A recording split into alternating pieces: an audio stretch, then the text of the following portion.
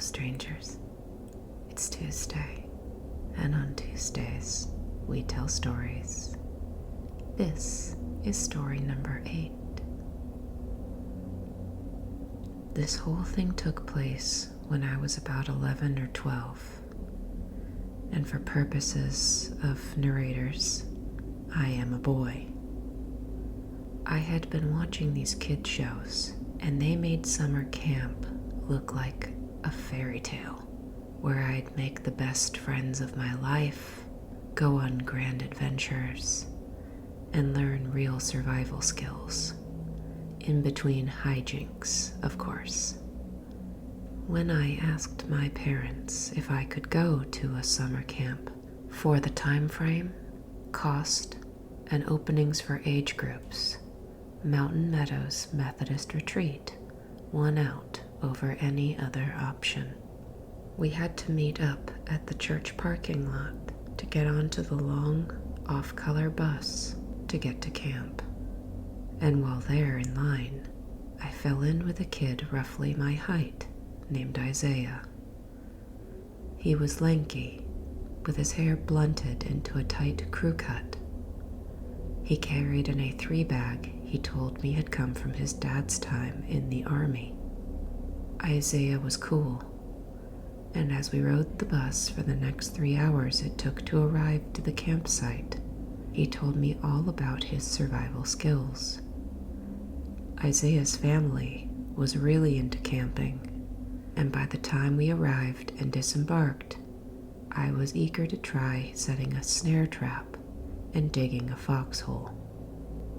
For those of you who camp, the excitement of digging a foxhole definitely wanes after the first couple of times.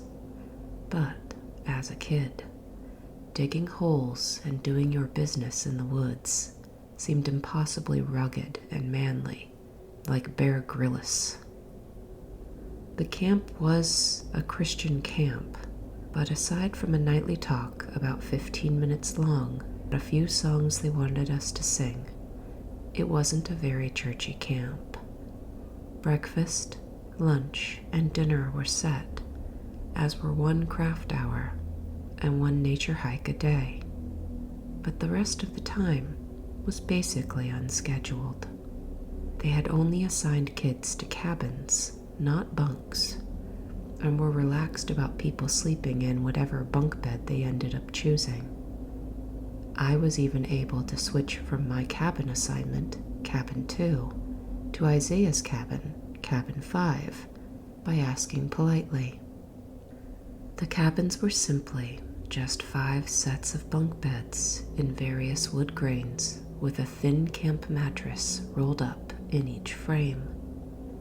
We had been instructed to bring sleeping bags and pillows, and so, for the first few minutes, the cabin was filled with the sound of rustling as we unrolled our sleeping bags and got situated for the next 2 weeks. The cabins didn't have bathrooms. A small lavatory building squatted between each pair of cabins. Boys in the 12 to 15 age group with a last name starting with A through F shared with 12 to 15-year-old boys with a last name starting with G to P. 12 to 15-year-old boys with last names starting QZ shared with 8 to 12-year-old boys in the AF name bracket, and so on. I don't know if this is common, but there weren't as many girls as boys camping with us. This left one of the cabins, Cabin 8, empty. At the first dinner, the head counselor, Pastor Cody, typical youth pastor with frosted tips and penchant for misusing current slang, went around the table of staff and had each give a small introduction.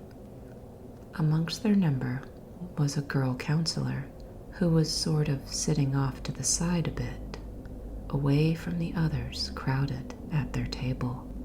There was nothing tacit about it, No one made a show of not sitting next to her then or during the nightly bonfire that followed.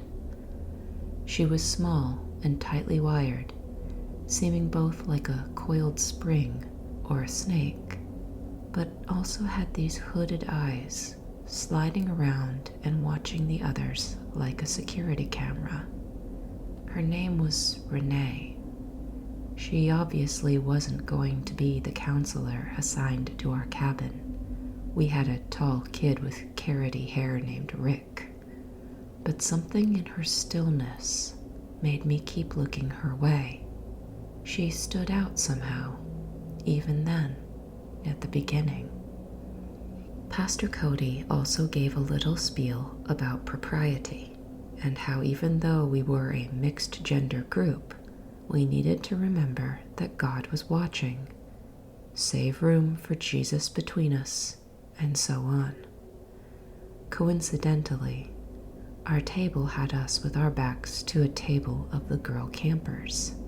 From behind us, we could hear the prima donna of the group, there's always one, railing on some girl for having her hair in the wrong style, looking dumb, just stupid crap like that. Another girl was telling her to stop, saying, "Come on, Ashley, that's enough." But even she was giggling when she said it, which just cheered Ashley on more. Isaiah and I glanced at each other and rolled our eyes. We didn't need threats of hell and damnation to stay away from Miss Priss and her followers. The first night, it took a while for the other boys in my cabin to settle down. They had a lights-out bedtime, but we all had flashlights. And as long as we were quiet, Rick didn't seem to mind, simply rolling over to face the wall away from our lights. Isaiah and I were playing cards and ended up staying up later than the others. The campsite was quiet, and even in the cabin it smelled like smoke. We carried it in with us, on our clothes, Isaiah said as he caught my nose wrinkling and twitching. We had decided that the round of spit or speed we were playing would be the last set we'd play that night when, from outside the cabin, we heard a shriek, followed by a lot of crashing sounds. We were up and looking for our sneakers while the cabin around us came to life with half-asleep boys, calling out, "What was that? What's going on?" Even Rick appeared confused, yelling out for us to be quiet. He couldn't hear what was happening. Then, another shriek, followed by wailing. Isaiah beat me out the door, and I near ran into him as he stopped short on the last step down from the cabin. He was staring out at a convergence of flashlights, a cluster of girls all moving frantically, some crying in fright. It looked like there was a girl in the middle of them, sprawled on the ground, holding her arms against her t-shirt and sobbing. I watched as the girls parted to allow their counselor, Renee, counselor for Cabin 7, break through their mob and kneel at the girl's side, taking her arms and turning them over. They were red with blood and scratches. In the dark, the wounds looked gruesome. Isaiah and I were jostled from behind as Rick bolted out from behind us, followed by the rest of our cabin. Rick joined the gathering that, I figured, was in front of the lavatory shared by Cabins 7 and 8. I looked back to the group of kids and counselors, growing as more and more people flooded out of their cabins. I couldn't see the girl on the ground anymore, but I could still make out Renee's face, still, unalarmed, in the middle of the group. She was helping the girl up, and as the crowd parted again, I watched them make their way back to the biggest building in camp, the headquarters, or HQ, that held not only our dining hall, but also the kitchen, counselor offices, and probably the first aid room. Murmurs of what had happened filled the air. Wild animal was the consensus. Ashley had been coming back from the bathroom, and she got jumped. Jumped? I don't think cougars jump people, dude. I heard it was in the bathroom and it chased her out. Don't cougars go for the neck? Yeah, and she got her arms up and blocked its fangs just in time. Did anyone see where the cougar went? One of the kids turned to Isaiah. You were out first. Did you see where it ran off to? I didn't see a cougar, just her.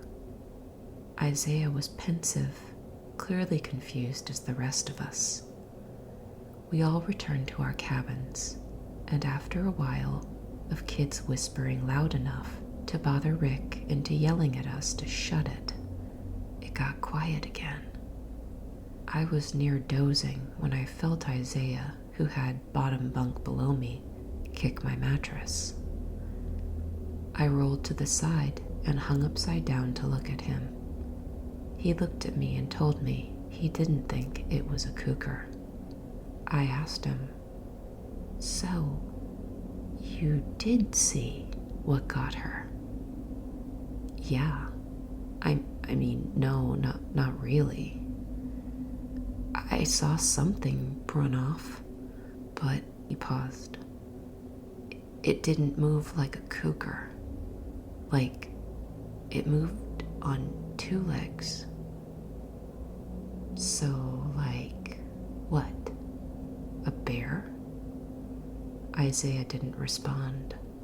I added a little louder. You saw a bear? A kid near us grunted in his sleep. Isaiah shushed me. Keep it down. Yeah, maybe a bear. A small one. But there should only be black bears around us here. Black bears attack trash cans, not people. I thought about this a bit. Then I told him that I thought he should tell the counselors. If it was a bear, maybe they could move the trash away from our camp and that would stop them from coming over again. Isaiah shrugged and told me he'd think it over. He wasn't sure what he'd seen. Then he told me again that Ashley would be able to speak to it better than he could. The next morning, though, we heard from Pastor Cody that Ashley had dropped her flashlight, bent to pick it up, and something had startled her, and she'd fallen to the ground.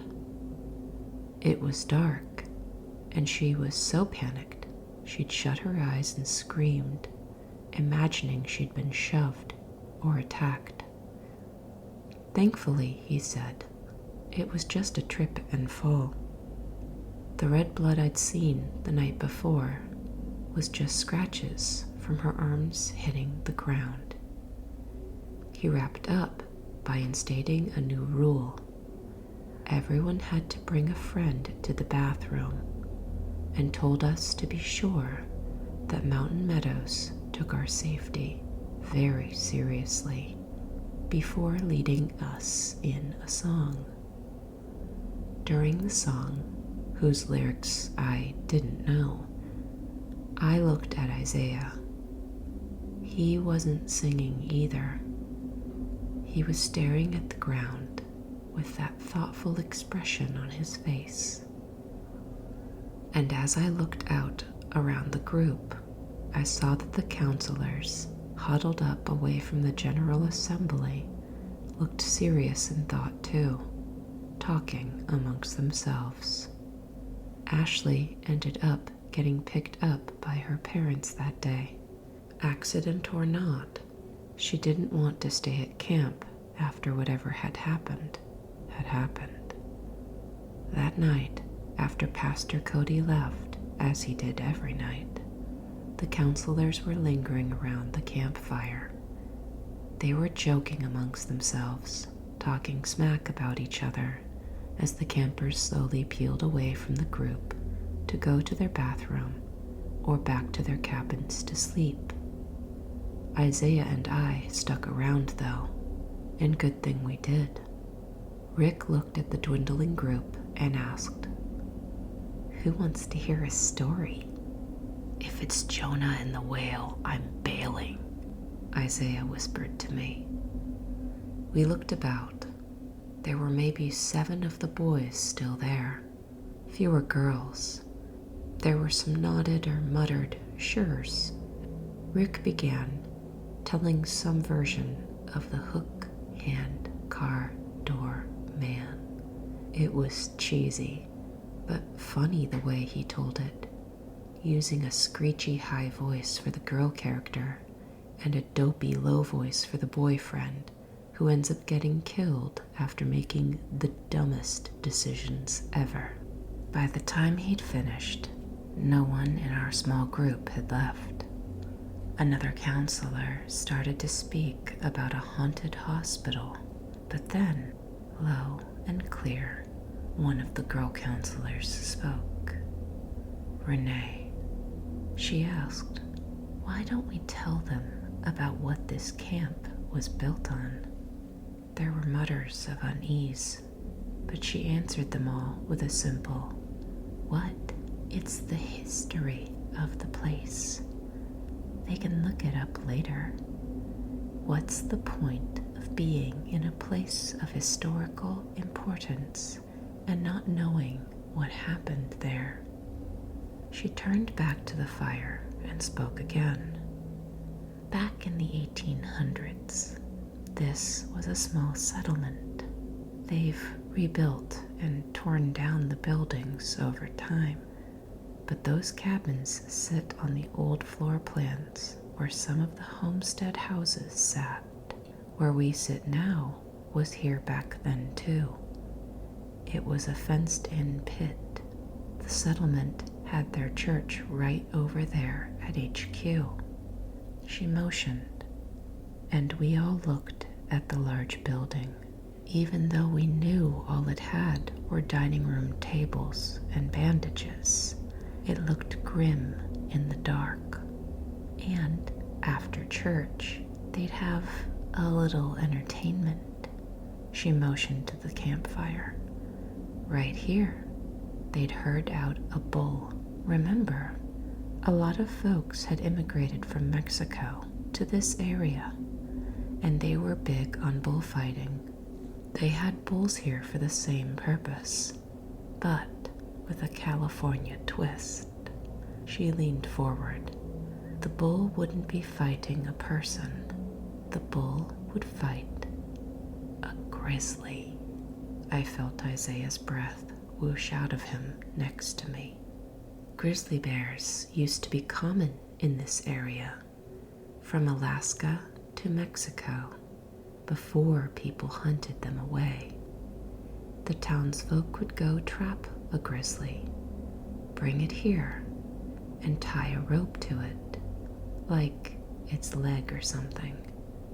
And then they'd tie the other end to the bull, release them both from their pens into the pit, and see who won. She looked at her fellow counselors as if gauging if she should continue. On cue, one of the other girl counselors began, "Renee, maybe don't." Bears usually won. Sometimes the bull would get a lucky shot, gore it in the gut with its horns, but most of the time it was the bear's game to lose, and if it won, they'd let it feed, then keep it penned for the next Sunday for another round. They had this one bear. A lot of them had names. People had favorites like gladiators. But this one bear was called Otto. And Otto was reigning champion for a solid month. Her eyes never widened under their hoods, but the emphasis on month made our eyes widen for her. She told us that he'd taken down 2 bulls in one afternoon. It had taken hours, and when the townsfolk figured he was tired, they got sloppy. They didn't get him penned in quick enough, and Otto had been waiting for it because he was ready, and he escaped. Renee, Rick's voice now, a tone of "don't get us in trouble" under it. She responded, "What?" "It's what happened," she continued. "You want me to talk about what happened at Gomorrah? That's straight from the Bible, and worse." Rick had no response, but he looked uncomfortable all the same. The kids around us were shifting, looking at each other in the flickering firelight. Renee continued. Otto was on the loose, a big grizzly bear, in an area with few to no natural predators, who'd been feeding well on prime beef for a solid month. And of course, she continued, he knew where more food could be found. For weeks, people reported hearing something big, crashing around in the forest around the settlement. Kids would report seeing the glow of eyes watching them from the dark, following them through the tree line, moving with them as they ran back home. But for a while, nothing really happened. And the people had work to do, mining and such. So they got sloppy again, like Otto knew they would. Renee's voice had been steady, low, and clear. I don't know about Isaiah or the others, but I felt almost hypnotized. One Sunday morning, one of the families didn't show up for church. The town had been small enough that people noticed that kind of thing, so somebody went to check on them. What they found was a bolted front door, and no amount of knocking or calling would awake them. The curtains were all drawn. The guy went around to the back to see if he could wave at someone through an uncovered window or get their attention by knocking on the back door where the beds usually were. He found instead that the back door was hanging open, hanging off one hinge, and inside, the whole family was slaughtered, and all around their bodies, the townsfolk saw broken bottles, moonshine bottles. Renee! Now a couple of counselors were jumping on her for this story.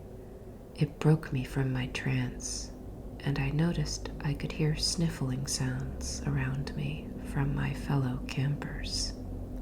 Renee was unapologetic, repeating that it was what had happened. The pastor at their church had condemned the bull and bear fights. He'd heard about some bets being placed, some liquor being drunk, and some moonshine stills being tended. But he had turned a blind eye to the reports.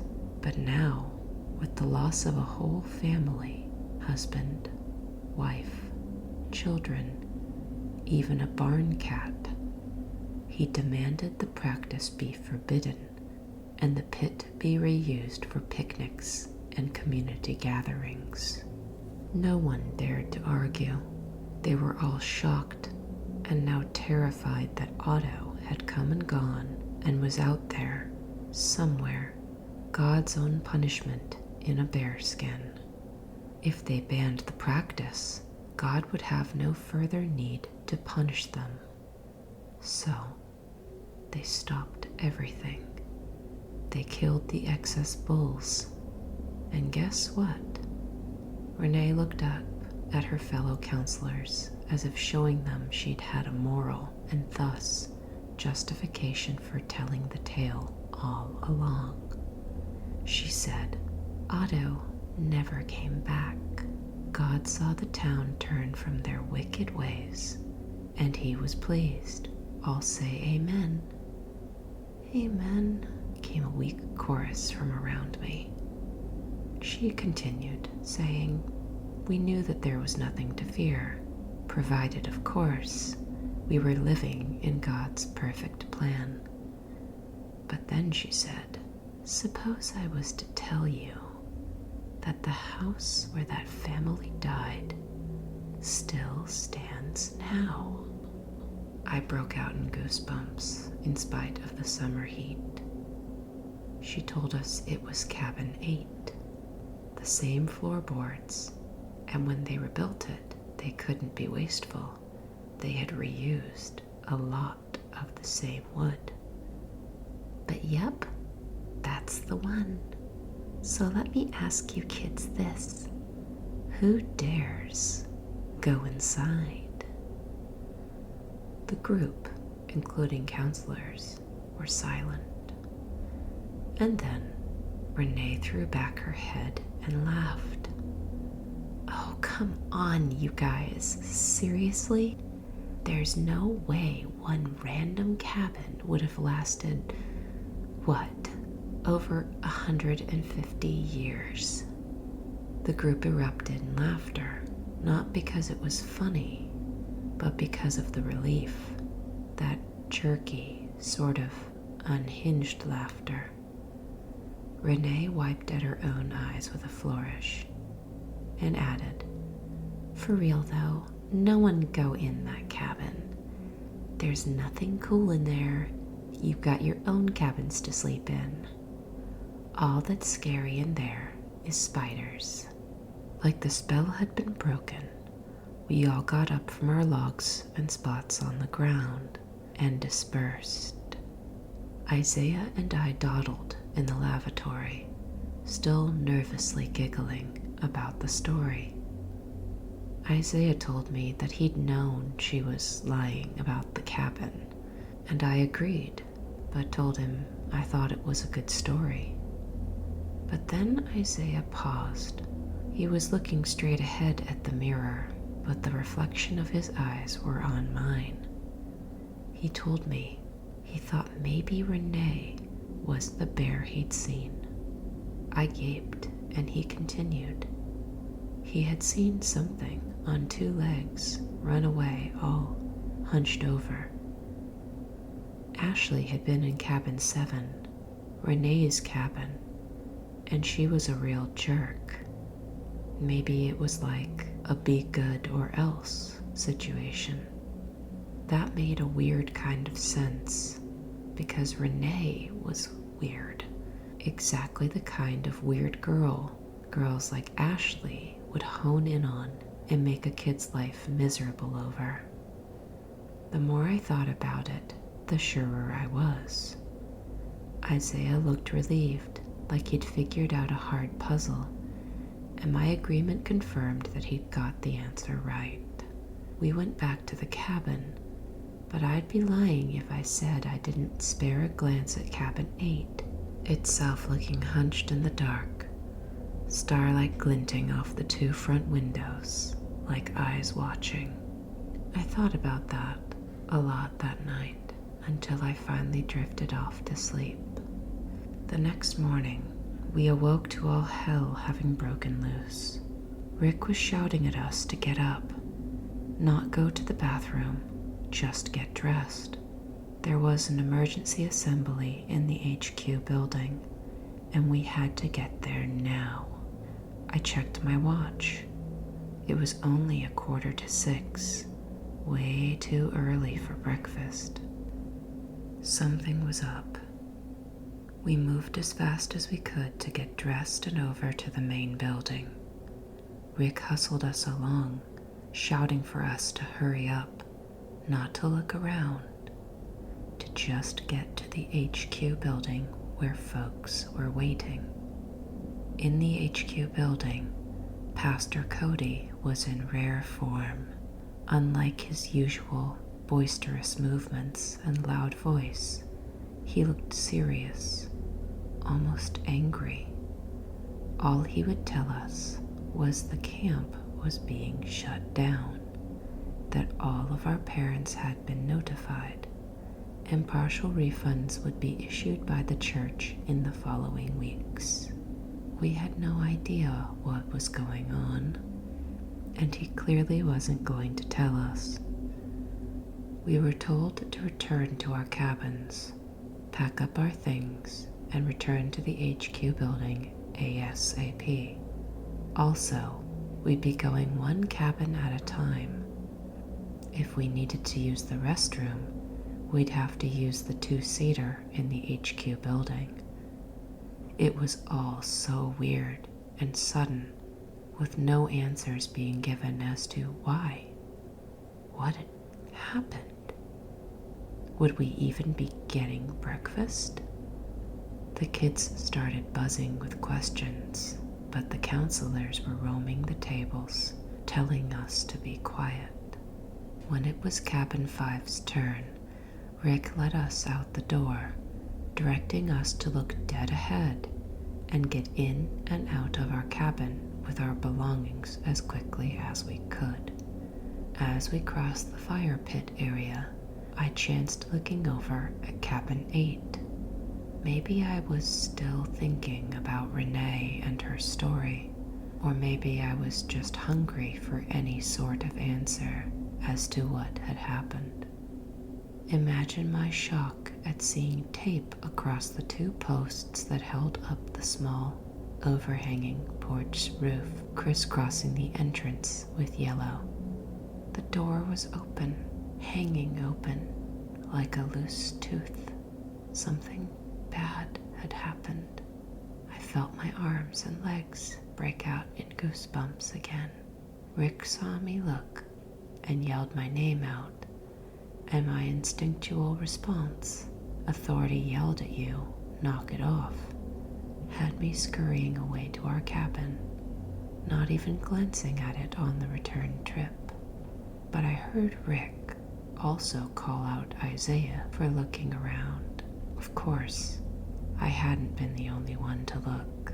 On the bus ride back, Isaiah and I spoke a bit. We confirmed we both saw the tape and the door. We didn't know, but we knew.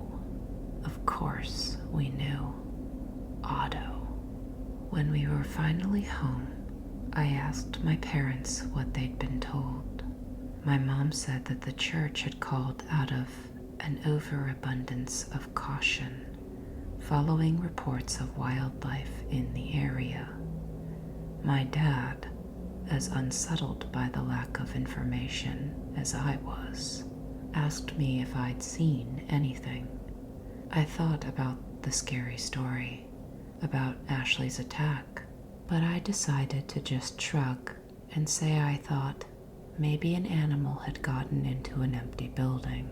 My parents didn't press further, and I was glad. Exactly how could I explain that I thought a 150 years old grizzly bear, a killer grizzly bear named Otto, had been stalking our camp to punish the wicked? Well, I had no idea. I'm pretty sure my parents would have thought I was making it up, or had gotten scared by a story. Neither of those were preferable. I stayed in touch with Isaiah. We still talk now and then, but we never spoke about the camp. Not until I found a video online, a person reading some true scary stories, did I even think about it. I ended up calling Isaiah and asked if he remembered Mountain Meadows. Yeah, I remember Otto, he said, cutting right to the chase. I told him I was going to write down the story and asked if he had anything he could remember that I could add. Isaiah thought for a bit, then told me something he'd never told me before, that sometime after the camp, he'd gotten curious and started searching papers local to the area to see if he could find out if there were any reports. He assumed he'd get some human interest piece about some bear being spotted in a park. What he didn't expect to find was a short article about a missing person, a missing girl named Hannah Renee. She was reported missing the day the camp closed down, but the article didn't make that connection. The article didn't even mention the camp. It just said she had been camping with friends. I know this could have been a coincidence. Maybe she'd decided that night to go start a new life somewhere. Maybe she'd gone off and forgotten to tell her parents. Who knows? The article kept calling her Hannah. Maybe it wasn't even the same girl.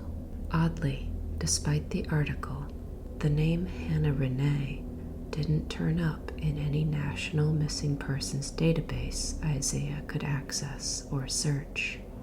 So, yeah, could just be some coincidence. We never saw into the cabin, not so much as a drop of blood or the weird decay smell that stories like these always mention. Maybe it just got trashed by some inebriated counselors, or by a family of raccoons. But if you ask me, or probably Isaiah, there's that gut feeling that in that cabin you would find paw prints, big grizzly bear paw prints, and hopefully, for Renee's sake, that would be the worst thing you'd find. We can always hope, I guess. And that's the story for today. If you liked it, feel free to press the corresponding like button. If you have something to say about it, feel free to use the comments. If you'd like these videos to show up on your For You page, feel free to subscribe. And if you'd like to be notified, the Notifications On feature alleges to do just that. Until next time, take care, stranger.